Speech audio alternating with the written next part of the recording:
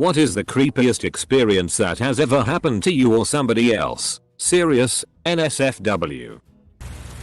Went camping with some friends on hill a few kilometers out in the woods from one of the guys' house.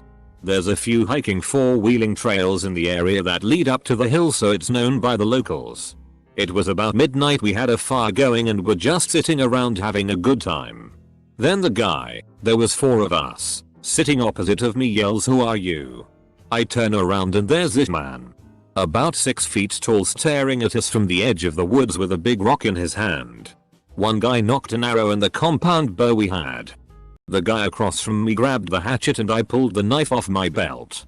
We had no clue what we were doing, but the guy wouldn't say anything to us. He eventually just backed into the woods. No sleep was had that night and we kept a very large fire going. No one ever believes me when I tell this story. But here goes. So it was my 3rd year in college and I was roommates with a friend I had known from high school. The guy was a little odd. Didn't make friends easily. Made lists constantly. Played video games obsessively, sometimes for 18 hours straight, and talked in his sleep. But he was a fun guy to have around to keep things interesting. So one night I was asleep and dreaming that he and I were on a huge pile of trash looking for something. I woke up and took a leak. When I walked back into the room, he rolled over in bed, still asleep, and said, "I found it. It's over here." Then thrashed and went back to sleep. The next morning he had no memory of it and I know I was awake. I think he was in my mind. When I was 4, I had an ongoing obsession with Silly the cat. My family didn't have a cat. Especially not a Siamese. It was purely in my imagination. I drew pictures of Silly, talked to Silly, dreamed of Silly, made a space on my pillow for Silly to sleep on, had empty food dishes on the floor for Silly, and drove everybody fking mad with Silly. One day we went to a theme park sort of place. And for hours straight my parents had to listen to my talk about Silly. How Silly was waiting in a box for me to come get her so we could go home. This is the bit my mum loves to tell. On the way home, my dad cracked. Constant pressure about a make-believe cat. Poor guy had had enough. He began whacking his hand on the steering wheel and yelling, "You want a cat? We'll get a cat. Goddamn." And drove to the shelter on the outskirts of town. So we go into the cat room. And without pause I head straight to a cage in the middle of the row. Point and say, "Yup. There's Silly." There in the cage was a Siamese cat named Cicely, who stayed with us for 16 years. My dad built a little wooden shrine in the flower garden when she passed. And didn't stop moping for months. I had a friend of 8 years who one summer afternoon admitted to me that he works for the CIA. Now, he was 18 at the time and I believed him at first, although in the back of my mind, I thought it sounded a bit strange. Every single time he came back to see me, he always talked about it, and every time, I believed him less and less until he was absolutely delusional.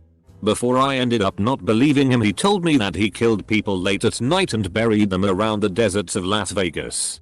Every night he would go down to the CIA and have these assignments to find people to torture people. He had a collection of knives in his room that he used. Once he sent me a picture of what the CIA looked like inside, but I found the same picture on Google Images. Then things got weirder. He would sometimes spy on me and my friends right outside of our houses without saying anything until we found out the next time we saw him. He takes this liquid called B180 to make himself stronger when facing people to kill. He stays awake most of the night. Not tired at all because he has a lot to think about. The last time I saw him, he told me that he has a problem, but he never told me what was wrong with him. I was once upon a time a wireless engineer for a very big telecom. We worked in facility in Long Island, pretty deep underground. Enough that there is no cell phone coverage. At 1:17 PM exactly, the 50 or so phones we had for testing all rebooted at the same moment. They came back up and started cycling. Over 3 hours we scrambled to find a pattern of some sort. We tried a different network, different Vimotso, different phones. No one could come up with an explanation or even a pattern to what caused a particular phone to reboot once every 5 minutes and another to reboot every 45 seconds. At about 430 my boss tells us to clear out. Just come back tomorrow to see what we could do. I get to the Long Island Railroad station and it's a completely clear day, but every train is shown as delayed. I kinda remembered that they were using something involving cell phones for the trains. Speak to the conductor and he confirms that something is up with the computers today. Notice quite a few phones reboot on the train. The next day everything was fine. We never could explain it. Now, I sit here and read about how civilian drones are using cell phone stations and worry. Was walking down my street at night. My street is on the outskirts of town and is in a heavily wooded area. It's really like space vacuum quiet. No wind. So I'm walking and the only light is that which is given off by the light pollution in town, so it's dark AF. I start to hear this heavy panting. WTF I think, and my heart starts to race and I get chills. I look behind and about 30 feet away, the farthest I can see in the dark is a squat black silhouette. I'm fking freaking the hell out now and start to run. The silhouette is bounding closer and fast. I dip into the woods and stop behind a dead bush hoping this shitty doesn't see me. A few seconds later, a huge black dog comes galloping up drooling and starts to growl low. I walk up to the dog and start to act real dominant. I tower over it and yell, "Hey, go home." He squeals a bit and sits down, panting still. I approach the dog and firmly pet him. He turns out to be a big sweetie and I go back to the road to finish my joint. When I was a kid my grandparents lived in a split level house. I used to spend the night there a lot. One time, when I was about 12, I was spending the night. It was late and my grandpa was working and my grandma had to run to the store. I was there alone, laying on the couch downstairs near the base of the stairs. It was summer. Kind of a nice night and grandma left the front door open with just the screen door closed. After I heard her pull down the driveway, I hear someone walk up the porch steps, across the porch, open the screen door and then run upstairs. The footsteps then ran back down the stairs, stopping for a moment at the landing and then racing down the steps to the family room. I lifted my head expecting to see a family member, but there was nobody. The stairs ended 3 feet from my head and there should have been someone there. But no. I freaked, covered my head with the blanket and stayed like that until grandma got home. My mother stopped talking with her father for about 8 years because of previous conflicts. My mother said while she was dreaming, she heard a clear voice tell her to call her father. My mother said she awoken shortly after and had a horrible feeling. She was able to obtain his phone number through other siblings. Turns out he was in a car crash and on life support. He recovered and they were able to rebuild their relationship. I've told this story before on another account and it was pretty high up in the thread, so it might sound familiar to some people. I was a teenager at the time and laying on the couch one night watching TV. Everyone else was already asleep. Our living room had a big window right behind the TV which looked out to the patio. As I was laying there I suddenly caught, out of the corner of my eye, a man's face pressed right up against the window staring at me with this wide-eyed, crazy expression. I held my panic down surprisingly well and just sort of calmly got up and walked to my brother's room and got him to look outside to see if anybody was there. And of course there wasn't. In the morning I went out to the patio to see if there were, I dunno, footprints or something. I immediately noticed that the patio table was shoved up against the wall below the window, and there were nose and forehead prints on the glass. For someone to be in the position to make those prints, he would have had to be on top of the table on his hands and knees, with his face pressed against the glass looking at me the night before. Drugs, I assume. When I was a kid, about 6 years old, I had a dream about walking through a house I'd never been in before. It was a fairly normal and boring dream. I simply walked from room to room and looked at stuff.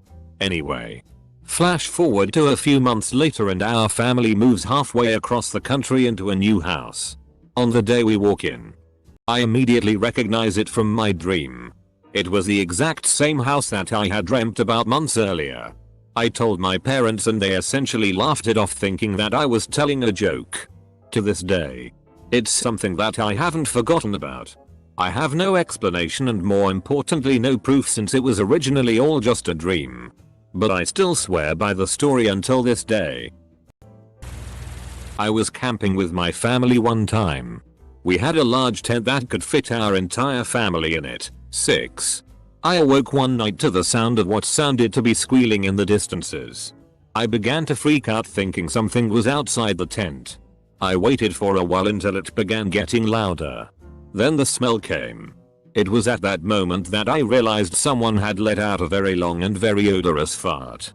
I know this sounds like a joke, and I have noted the serious tag, but it was very scary for an 8-year-old kid to hear what sounded like screaming in the woods. Edit. Wow, this blew up. Biggest comment post yet. Thanks Edit.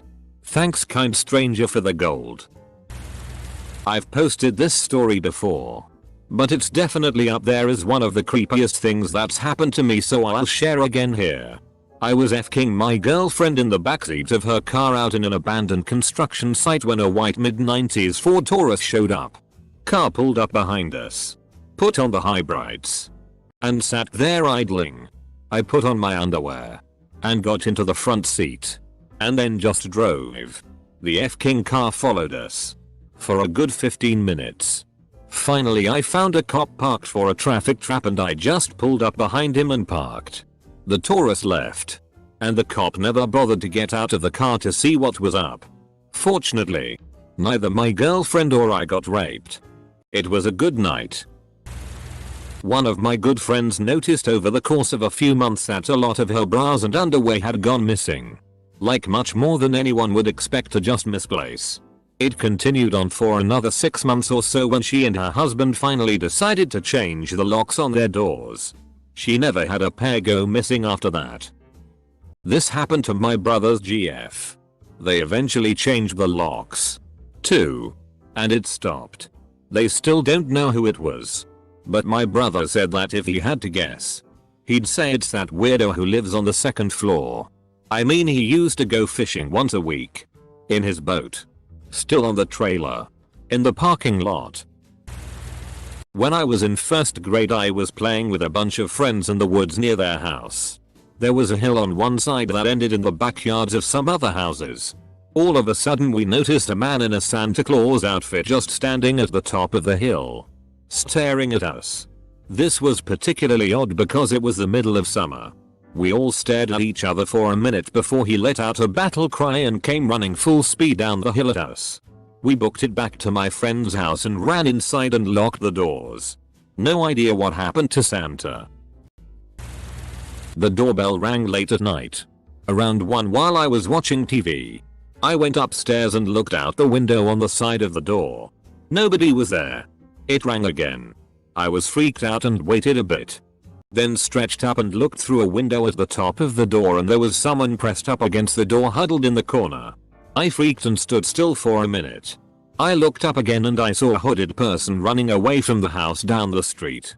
Doesn't sound like a ding dong ditch to me. Sounds like a strong arm home invasion. Soon as the door starts to open you'd have been rushed. We were on a foot patrol through a very hostile town in Afghanistan called Shark.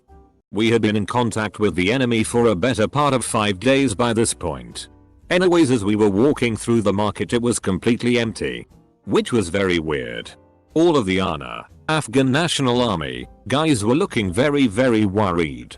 I was looking around and there were meat hangers with chunks of meat swinging in the breeze and flies buzzing around them. You could hear the chains rattle and it was very eerie. As we're walking the nighttime call to prayer begins. I swear it felt like I was in a Middle Eastern Western movie right before a showdown. Once the call to prayer started the Allah began panicking and looking all over the place. Apparently the Taliban had planned to launch an ambush on us that was signaled by the call to prayer. We were in some very narrow streets with multi-level buildings on all sides. All I could hear were the chains rattling, the flies buzzing and the call to prayer. We just kept on walking, waiting for the ambush. But it did not come. This was by far the most creepy moment of my life. Edit. Thanks for the gold. When my parents lived at their first house as newlyweds and were building the house we live in now, my dad tells a story of how a voice saved their life. They were sound asleep one night and my dad hears a voice calmly saying, "Go check the boiler. It's not right."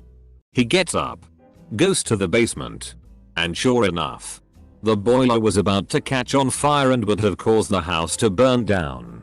Now at the house we live in, my dad and I both see people walking across our porch and people walking upstairs. A few years ago I heard a voice tell me to go and check our heater. It wasn't right, a small electric space heater we use when the temps get below zero or in the 1s. Sure enough, the tablecloth had slid off the table just enough to be near the heater and had started to smoke when I found it. When I was like 12 I would spend my summer evenings outside, cycling with my friends. My apartment building used to be really creepy, built in the Soviet times as well. And one evening I headed home later than usual. It was almost night. Rushed home so my mum wouldn't kill me. When the elevator opens up and about 40-50 YO men are revealed inside. One of them was holding a massive dirty bag, which had a few bloody stains. The guy himself was huge. Had a deformed face with scars and head with almost a Frankenstein shape and eyes as cold as I've ever seen. His companion was almost half of his height. Dressed in baggy, dirty clothes. Looked much less intimidating. All three of us froze. I couldn't take my eyes off the big guy. After a good 10 seconds of staring he leaves the elevator, extends his hand, which was the size of my tiny head, and starts walking towards me. I was scared shitless. Heart pounding. Didn't have a clue how to react to this. When the shorter guy just says, "Don't bother. We have enough." The big guy doesn't say anything and they both walk away. Never came home late after that. I really wish I could make stuff like this up. But then again, it's Eastern Europe. A little late to the thread but I tell this story pretty often. When I was in Iraq we were on patrol one night and stopped at an intersection pulling perimeter support for another unit who had requested assistance in our area. The mission went off without a hitch and it was honestly a little boring just waiting around. Then it got quiet. I mean really quiet. This was in Baghdad. The city is never really quiet, even at night. But it was as if all the sound was sucked out of the area. Suddenly the entire block lost power and it was very dark. Within seconds of the power going out, close to what I can only guess was at least 50 dogs flooded the street from an alleyway and ran around our Humvees. They didn't bark, just growled as they ran. As soon as they ran into another alley and out of sight the power came back on and all the normal city noise returned. It was incredibly unnerving. Like a horde of demons had just ran past us in the form of dogs. This happened about 13 years ago. It was October or November and there were no leaves left on the trees around our neighborhood. I was in elementary school and my brother, 6 years elder, had just got a new camera to take with him on a trip to Europe with People to People. That night he and I walked down the block to a convenience store to grab a drink. On the way back we noticed one of the neighbor's trees looked like it had a ton leaves and was rustling despite it being a windless evening. Once we returned home we grabbed that new camera to use the flash to see the tree better, because we couldn't find any bright lights, and walked back to that tree. We stood across the street from it and listened to the rustling for a moment before my brother raised the viewfinder to his eye and snapped a picture with the flash on. At the instant the flash went off all I saw was what seemed like 1,000 glowing red eyes staring right at us. Then a horrid amount of squeaking and flapping of wings. We ran back to the house as fast as we could while whatever was in the tree swooped at us. We ended up sporting a few scrapes. A few minutes later we ventured back out to find the ground where we had stood was covered in bird dropping and a few feathers. Evidently that tree was full of a murder of crows. I got to ask my brother about that picture tomorrow. My fiance and I were leaving our friend's house at close to midnight. This was in a nice neighborhood but I got a sudden feeling that something was majorly wrong. Just as we were putting our stuff into my car I hear a car engine start up the street a ways. I tell my fiance to hurry up and get in, trusting my instincts. At that moment a pickup truck peels out and speeds towards us, cutting off my car from the front. This was in a cul-de-sac. We could see the face of someone deranged. I wasted no time slamming my car into reverse and backing towards the exit, then flipping around and trying to drive off. He raced and partially blocked the exit, but I managed to get through. We raced through several residential streets as he tried to shove us off the road and corner us. We finally got away after getting to a main road and going 115 miles per hour towards the police station while my fiancée was frantically trying to get the police to us. We found out later that the guy was a local meth head with a sizable rap sheet whose girlfriend lived next door. Apparently my fiancé looked a little like her and he thought I was picking up his girlfriend. This experience caused us to get our concealed carry permits. 10/10 thrill ride though, would do again. TLDR, got chased in my car by a local meth head that thought I was stealing his girlfriend. One night I was out with some friends, running around neighborhoods doing stupid shit like moving yard gnomes and whatever. Well, for some reason, me and a friend ran away from another friend to ditch him in the middle of the street. It was a joke and we were just laughing about it and running, not saying anything else at all. We ran into someone's backyard and I stopped right next to a bush. And I'm just losing it, laughing hysterically. I look down at the bush I'm next to and it was actually some dude crouched down in someone's backyard, staring up at me. He lost his shit and ran for his life. And I didn't realize what had happened until my brain processed why the fck a bush ran away from me. So kinda creepy on my part that I found some guy scoping out a home. Also hilarious to think I was a demon child bringing judgment day upon the wicked. That man must have found Jesus after that. I was younger when this happened, around 6th grade or so. I lived with my aunt in Mt. Shasta, California. I would ride my bike down a street until it ended by some railroad tracks that was surrounded, and on the other side of the tracks was where the local pizza joint kid hangout place. I've traveled that path plenty of times and never had problems, but one day I felt off about going that way but decided to go since I had friends waiting. As I get to the tracks and step off my bike, a middle-aged guy steps out from behind a tree and starts walking toward me. I wanted to run but I was too scared and just stood there frozen. He walked up and started asking where I was headed and I managed to tell him I was going to see my friends. He looks over his shoulder in the direction of where I was headed and just looks back at me and asks, "Don't be afraid of me." Boy, I thought I was done for. But just as he put a shoulder on me, someone yelled from behind me to get away from me. I looked back to see a guy stepping out of his car at the end of the road and walking toward us. The older guy just turned and started running along the tracks towards more trees. The guy in the car made sure I was alright and walked my back to the road and told me to never go there again. When I was 5 years old, a knock came to the door. Since I lived in the country, I really didn't think much fear about strangers.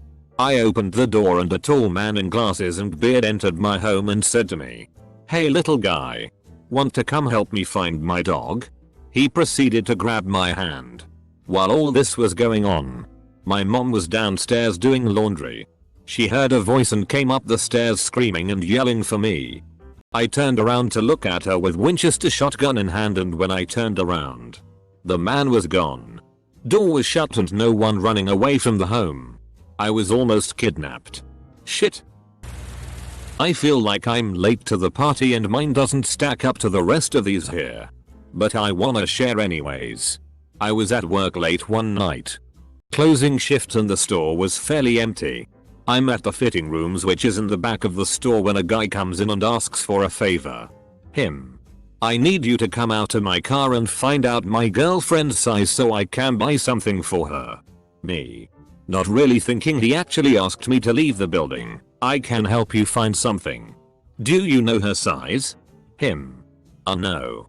"But she's in the car if you can come out and find out." Me. Okay. So I'm not actually allowed to leave the building. But if you can go out and find out her size, I'd be happy to help you find something. Him. "You can't come out to my car." Me. No. He eventually settled on a dress and paid quickly and left, but the whole experience left me in a full-blown panic attack. From the first time he asked me to come out to his car to I had that sick feeling in my stomach that something was wrong. I still wonder why he was trying to lure me out to his car and what would have happened if he was successful in doing it. I know that it doesn't fall under the conventionally creepy theme this thread has going, but it is the thing that has unnerved me the most in my current memory. I gained a few hours one day. I live in the country, so my garbage needs to be taken to a dump. They open at 1:30 on Wednesdays. That's my day off, so I figured I'd take the trash. I waited to leave until around 1:45. I got there, dumped the garbage, had my usual talk with the guy working, and left. I started driving away and my clock said 11 something. I pulled over to freak out a bit. Maybe I read the clock wrong? Maybe I thought it was 1 but it was 10. So I turn around, I was on the same road, and go to the dump. It's closed. I know I was in there and dumped the garbage. I know the guy didn't leave and lock up, he's left before and leaves it open. I don't know how I gained a few hours. New Year's 2013. I was visiting some friends who were still in college. I had just graduated. We were walking back from the bar around 3 AM and I see a girl who can barely walk being dragged up a hill by a guy who was clearly a lot more coherent than she was. We just stopped and stared for a minute and something just didn't sit right with us. She kept saying no. He kept getting more aggressive. So we came up with a plan. At once, I lunge at the guy and take him down. My buddy catches the drunk girl who immediately hits the deck. And our third buddy calls the cops. While we waited for the cops to come, I started asking the guy what he was doing, to which he replied by calling me a nosy cock block. Meanwhile, the girl kept asking us what part of Baltimore we were in. We were in College Park, which is about 40 minutes from Baltimore. Long story short, the girl was put in an ambulance with a 22 back and the dude was arrested and charged with attempted kidnapping. We helped put him away for a few years. I'll always act when I see something fishy after that incident. When I was about 10 years old, my little brother and I were playing in a local park when all of a sudden, a car appeared in the parking lot and parked close to where we were playing. I noticed they'd been there for about 5-10 minutes. So I stopped and looked over. The people started opening the car doors. And something told me to grab my brother and run back to where my parents were, in a gymnasium the next street over. As we were running, they got back in the car and followed us at our speed, slow for a car, until we went through some trees in the back entrance of the gym. I told my parents and I shit you not. 5 minutes later some police officers came into the gym asking if anyone had seen the vehicle that had just stalked my brother and me. We almost got kidnapped that day. A friend of mine lost his father in high school. His parents were divorced and his mom remarried to his stepdad and he lived in their home. Sometime after his father's death he began experiencing sleep paralysis and hypnagogic episodes where he would wake up and see his father standing at the foot of his bed. He said that all of the episodes were the same and his father would disappear after around 30 seconds. He experienced this for nearly a month straight. One night he woke up and rather than seeing his father disappear he watched him walk through one of his walls. The next morning his mother had been murdered by his stepfather. Edit. People asked why he killed her. Apparently she had been cheating on her husband, stepfather, with her ex-husband. Another creepy moment. Flashback to me. 3 years old. Riding in the car with my mom. I point out a 1967 Corvette Stingray and start talking about how I used to have a car like that. My mom decides to play along and ask me questions about the car. Conversation continues for a bit and finally ends in an awkward silence with this statement. Before I was here. Before I was your son. I had a car like that and I drove it off a bridge. Double quote. Flash forward 13-14 years. I have no recollection of the previous series of events. But I'm at the age of learning to drive and thinking about my first car. I mention in passing how my dream car would be a 1967 Corvette Stingray. My mother's response was a very emphatic. Absolutely not. No way in hell. I forbid you from ever owning that car. and she proceeded to tell me about the conversation she had with me years ago. My father told my family this story a few years ago and refuses to talk further about it since. So my dad recently got out of the army. The Vietnam War ended and he never shipped out. He's driving eastbound late one night on some fuckall interstate, can't remember which one, and he's the only car for miles around. Suddenly out of nowhere a semi, a timed DC speeds from behind him, pulls around his left side and merges in front of him, with 4 black trucks in tow. This was back when civilian band, CB, radios were still in wide usage. So my dad gets on his CB tune to channel 19. Pretty much the B of CB radio channels, in terms of it was used for idle shit-shitting, and hails the semi once. How about that time DC truck? What are ya haulin' and where to? Normally the trucker would respond to this question with an appropriate answer. It's not unusual to get asked what you're hauling if you're the second only truck out at fuck all hours of the night. Anyway, dad hails the truck once. Yeah. No answer. Hails twice. No answer. Hails third time and midway gets cut off by some creepy voice modulator affected speaker saying something along the lines of "you leave that time DC truck alone. Remember how there were black trucks escorting that semi? Yeah, that was them." Needless to say, this spooked my dad pretty good and he shut up for the rest of the night and let them go about their business.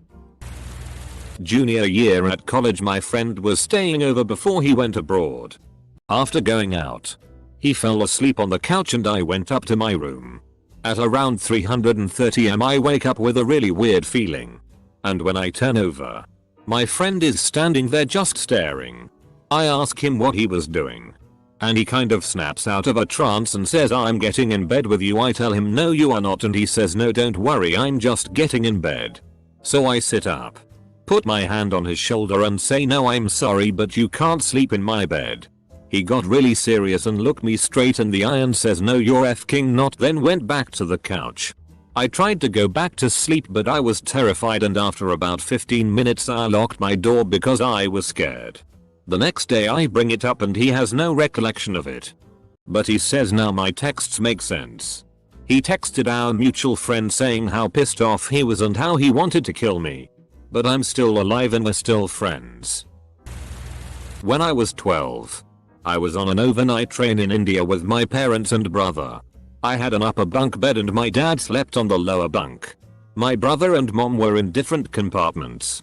In the middle of the night I feel a heavy weight on me and wake up momentarily, thinking my brother had gotten scared and wanted to sleep with me. I went back to sleep and woke up a few seconds later, fully alert, sat up, and screamed because there was a fully grown man on top of me. Immediately he got off of me and ran away. I went down to the bottom bunk where my dad was sleeping. He is a heavy sleeper. Told him what happened, and slept with him for the rest of the night. My grandfather passed away in 08. He was a big fan of opera music and would blare it in the morning if they ever had any grandkids sleeping over. About a week or two after his funeral, I was lying on my bed when I began to hear a scraping sound. I looked at the direction the sound came from to see a clock radio on the top shelf of my desk turn toward me, sliding across the desk to face me, and it started playing all by itself. The music it was playing was opera music. In high school, some girls I knew were in an awful car accident and one of them was killed. On the day of her funeral, her parents invited a bunch of us over to their house, which seemed awkward, but a few of us went. She was an only child and she was absolutely everything to them. We felt so badly for them. When I arrived, her parents told me I could visit her bedroom to say goodbye. On my way to her room I passed a friend in the hall who was making a beeline out of there, white as a sheet. I should have realized something was wrong. Her parents had her dead body laying on her bed. This is a comment I submitted to a thread a few months ago. When this happened, I was 15. My grandmother and I were both into the paranormal, and would often go ghost hunting, either in areas that the locals would claim were haunted to nationally recognized landmarks. Armed with only a Polaroid camera, amateurs after all. One day we went into a very old graveyard dating to the 1700s. This was in her own neighborhood. which had several gated areas devoted to the original families who had settled into the region. We approached one of these gated areas, and I had to literally wrench open this wrought iron gate to get into the family plot. Not only was it rusted, the hinges squeaked angrily, but there were also many weeds growing into it. It was a great deal of effort just to move. We toured around the family plot as I snapped a few pictures on the Polaroid camera for about a half an hour. When we noticed storm clouds were moving in, Grandma said it was time to pack it in before it hit. I agreed. As we finished up and turned to that wrought iron gate again, we noticed that it was no longer open, but had closed to its original position.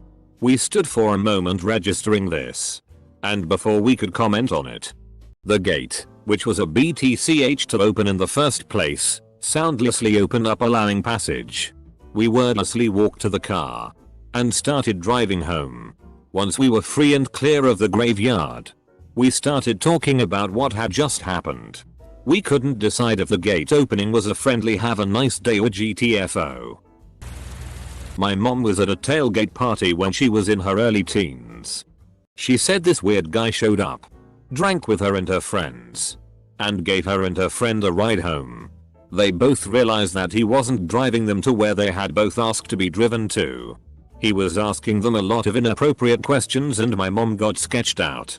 He made some kind of comment about my mom being too tall for him to take. She had no idea what that meant, but she had a signal with her friend when something weird was happening and my mom gave it. Both my mom and her friend requested to be let the fck out of his car. He wouldn't let them out, but he did slow down. So both of them jumped out of the car and ran. Years and years later, she was watching the news and recognized the guy who gave her a ride as Clifford Elson, a fking serial killer.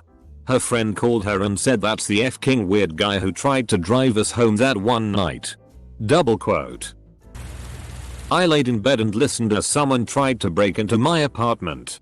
This was before cell phones, and I didn't have a landline. It was a 3-month sublet before I left for college. The roommate I was supposed to live with moved out 3 days after I moved in because someone had broken in and tried to RP her. Forgot why he didn't succeed. Maybe she screamed and he noped out. In the morning I found several screens slit. Of course I had locked all the windows before bed. I've never been so terrified. Another creepy thing. I was hitchhiking in the 70s and this guy passed the intersection that was my destination. I look over at the guy and state the obvious. Apparently this little troll didn't want to let me out of his car. So I told him I'd grab the wheel and slam his car into the next telephone pole if he didn't stop. He did.